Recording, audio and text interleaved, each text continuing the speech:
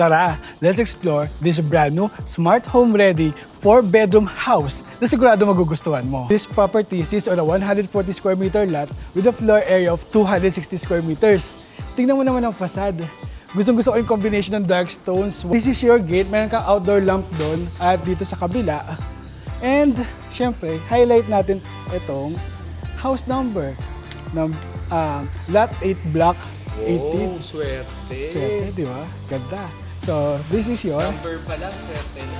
Number pa lang. Hindi ka pa nakatira, swerte na agad. So, this is your pedestrian gate. Tara.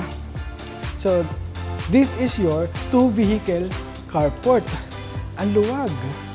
Kasyang-kasya kahit dalawang SUV, no? Tara, pasok tayo.